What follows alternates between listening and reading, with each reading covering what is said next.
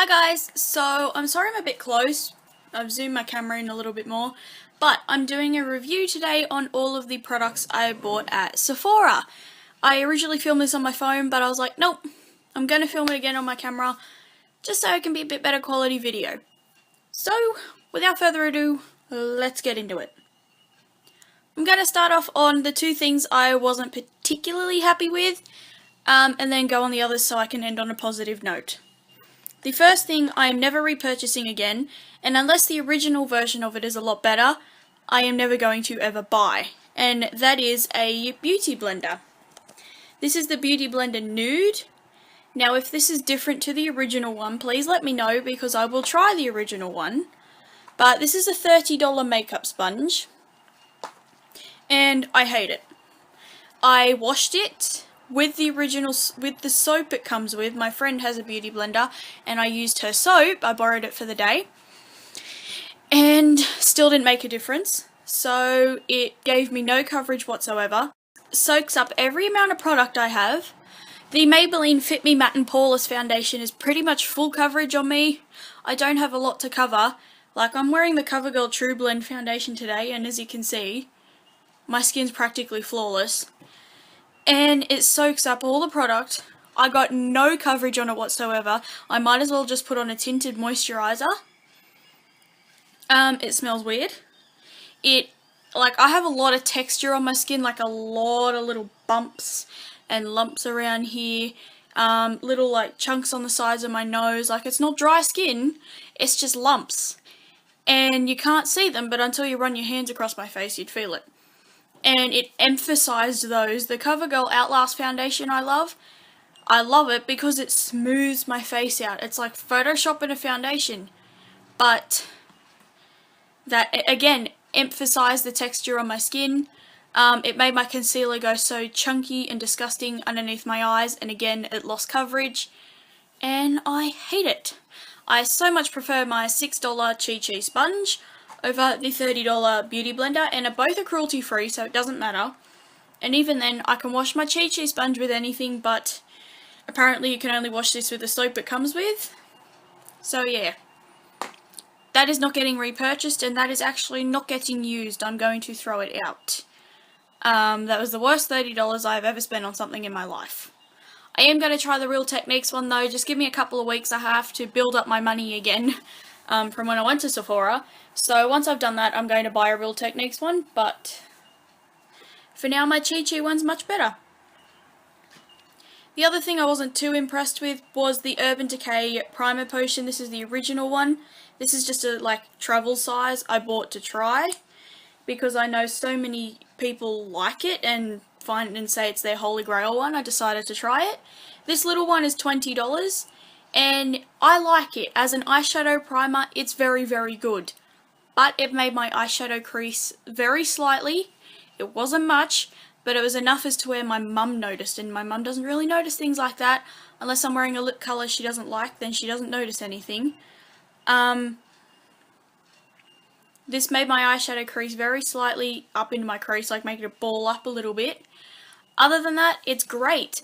But I was disappointed in this because my e.l.f. one, I find my e.l.f. one is better. My $6 e.l.f. one is a lot better. So, yeah, that's all I can say. As an eyeshadow primer, this is very nice. If it was the only one I could ever buy, it would be good. But I still reckon my $6 e.l.f. one's nice, and I prefer my MAC one over it anyway. So I will use this up and probably won't really repurchase it. I do still prefer my e.l.f. and MAC one. Just to let you know, I have not tried the two mascaras I bought, the Too Faced Better Than Sex and the Urban Decay Perversion. I have not tried these because I have mascaras open already. The next thing is my Too Faced Milk Chocolate Soleil Bronzer. Packaging looks like this and bronzer looks like that. I'm sure you all know. It smells... Shut up. It smells heavenly. My cat's meowing at me. I'm sorry if you can hear it. It smells heavenly, It works amazing with my skin tone because I went down to Sephora with the idea in mind of buying a bronzer. I just didn't know what one I wanted, and the girl mentioned this and I swatched it and she said it would look perfect on me, and like her friends use it, she used it and she's like, same skin tone as me, shut up. And so I tried it, I've used it since, I'm wearing it today, it's not too much and it's perfect. This is my new bronzer, I love it, it's awesome and smells amazing, and not only that, it does come with a decent mirror, so if I am travelling, this is good.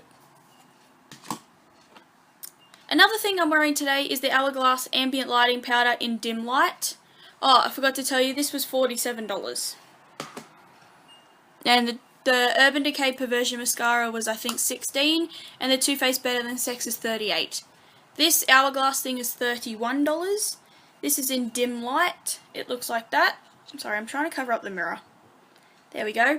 I am wearing this as my highlighter today. If I actually don't have blush on today, if I'm wearing a blush that's a little bit glowy, like not a matte blush, this will be my highlighter. Or if like today I am just wearing mascara, I'll put it in my inner corner and underneath my brow bone. I actually didn't put this on my eyes today. No, I did. I dusted it literally all over. And this is perfect. I love this in my inner corner when I'm just wearing mascara as eye makeup. It's perfect. I love it on my face as well when I am wearing a more glowy blush, or if I feel like my skin's going to get a little bit more oily. I love it. Or just something very, very subtle. It's perfect. I really love it, and I like the colour as well. As far as I am aware, the mini ones that they had were only Dim Light. I didn't see any others. Another thing I really, really love is Becca's Champagne Pop. Just to prove to you, it says Champagne Pop. There we go. And I lost the little slip that's got Jaclyn Hill's signature on it, because I had like the Becca Champagne Pop written on it. I lost it. I don't know where it is, and I've looked everywhere. I can't find it. But this is what it looks like. I'm pretty sure you all know what Champagne Pop looks like. If you follow me on my Instagram or Facebook page, you will know I use this on my eyes as well as my face, and I freaking love it. If I go travelling somewhere and I am taking a glowy blush, I'll take my Hourglass highlighter. If I'm going somewhere and I'm taking a matte blush or wearing a matte blush, this will be my highlighter. And not only that, I love it for my eyes. I've been looking for the perfect light gold eyeshadow, and this is perfect. It's the colour I've been looking for. And I originally was never going to buy any of these because these are $80. But here I am. I own Champagne Pop, and yeah. The only thing is I do not use this too much, just because I do like the more subtle highlight, because I do have so much texture on my skin. Until I get that really sorted out or get a really smoothing primer, you probably won't be seeing this used too much or hearing about this being used too much, just until I can get my face sorted out. In a couple of weeks I'm just going to go to the chemist and that and just see what they say, if it's my skincare or anything else. Now the last two things I got are eyeshadow palettes. The first one is the Kat Von D Shade Light Eye Palette. This is something I went down to Sephora to get, like particularly to get. I'm pretty sure you all know what it looks like. It looks like this. And these colours are beautiful. They're pigmented, they blend amazingly well, they're creamy, they're buttery, they're soft. The only complaint I do have is they are rather powdery. Particularly I noticed this one. The top three in particular, but this pink colour here called Lattice, pink, coral, peachy colour. I was doing a very warm smoky eye the other day, went to use that as my transition colour, and it picks up a lot of powder. To me, it's an eyeshadow palette, I know, but to me that's kind of a waste of a product. If it's a high-end eyeshadow, it's going to pick up so much powder on the pan. There's no fallout from it though, that's the only complaint, and it's very minimal. I freaking love it. And the next one is the Anastasia Beverly Hills Self-Made palette. I heard this was limited edition. It said on the stand it was limited edition, but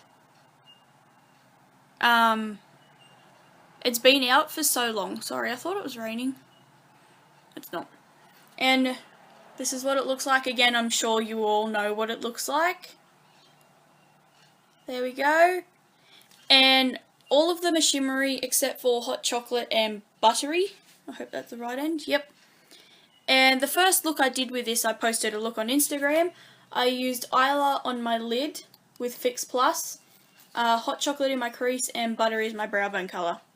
Now, I think this is a really, really good palette because they do give you a crease and highlight colour that are matte, and the rest are shimmery. And I love it. I prefer these eyeshadows over the Kat Von D ones, to be honest, but they both are equal. It's just different because these are mostly shimmer, the Kat Von D ones are all matte and all neutral, whereas this I have, you know, a couple of pops of colour. And the girl told me everyone goes mad over pink champagne. Now, while it's a beautiful colour, I'm going mad over Treasure.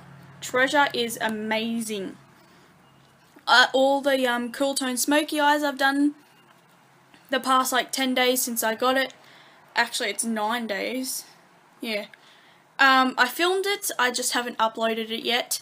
Is the look I did with Treasure on my lid with Fix Plus. It's like, it's perfection. It's just, I don't know how to describe it, but look at the sheen on that. So, I love them, the colours are perfect. I can see myself using every colour in here, and I also really, really like the brush that comes with this. It's in my eyeshadow brushes, I don't keep it in here, but I also really like the brush it came with. So, that was everything I bought from Sephora and the reviews on everything. I will do, or let you know how I like these in other videos. I will open the Perversion one first, just because it's a mini one. So, yeah. If there's anything you want, like a more in-depth video, if you want a review and demo on this, I am probably going to try and film one tomorrow. I don't know how well it's going to go, but I'm going to try. And yeah. Thank you for watching, guys. I'll see you next time. Bye.